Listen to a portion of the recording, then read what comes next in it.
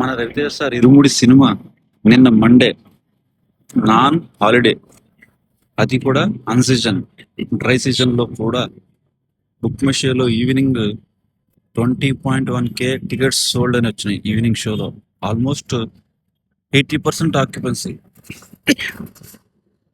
ఇప్పుడు ఇంత బాగా నడుస్తున్న సినిమాని హైదరాబాద్ లో కొత్త సినిమా రిలీజ్ అవుతుందని చెప్పేసి థియేటర్ని వాళ్ళ దగ్గర ఉన్నాయని చెప్పేసి షోస్ తగ్గించినంత మాత్రాన మన ఇరుముడి సినిమాకి ఏం ఎఫెక్ట్ పడదు. ఎందుకంటే పీసీ సెంటర్లో కూడా చాలా బాగా ఆడుతుంది. పీసీ సెంటర్ అని తెలుసు కదా, సి సెంటర్ సినిమా థియేటర్లు అంటే మనం ఎక్కడైనా ఊరికి వెళ్తున్నప్పుడు చిన్న చిన్న పల్లెటూర్లు వస్తాయి. ఆ పల్లెటూరు దగ్గర థియేటర్ కనిపిస్తుంటే చూసారు కదా, అలాంటి థియేటర్లో కూడా మన ఇరుముడి బాగా ఆడుతుంది.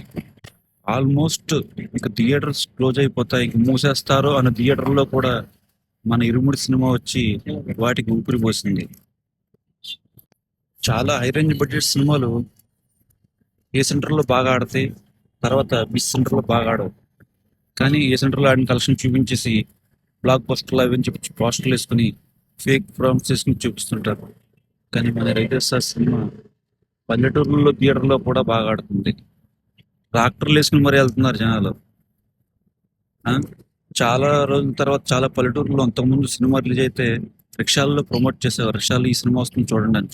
చాలా రోజుల తర్వాత ఆ ట్రెండ్ మళ్ళీ వచ్చింది మన ఇరుముడి సినిమా తర్వాత. ఎందుకంటే చాలా చిన్న చిన్న థియేటర్లు ఊర్లలో హౌస్ఫుల్ అవుతున్న టికెట్లు కుర్చీలు వేసుకుని, ఎక్స్ట్రా కుర్చీలు వేసుకుని మరీ చూస్తున్నారు. కొంతమంది అయితే మా కుర్చీ లేకపోతే నించునైనా చూస్తాం సినిమా అని చెప్తున్నారు. సో హైదరాబాద్ లో షోస్ తగ్గించినంత మాత్రాన ఇరుముడి సినిమా ట్రెండ్ ఏమి తగ్గదు. ఇది కూడా ఒక కొత్త రకం ట్రెండ్ అవుతుంది చూడండి.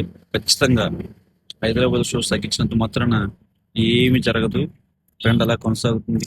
బీసీ సెంటర్లో కూడా బాగా ఆడితేనే సినిమా ఆల్మోస్ట్ ఇండస్ట్రీ రేంజ్ లోకి వెళ్తుంది.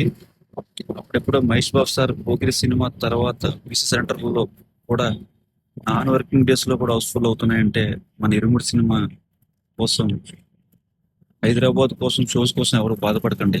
మిగతా థియేటర్లలో బాగా ఆడుతుంది. Block buster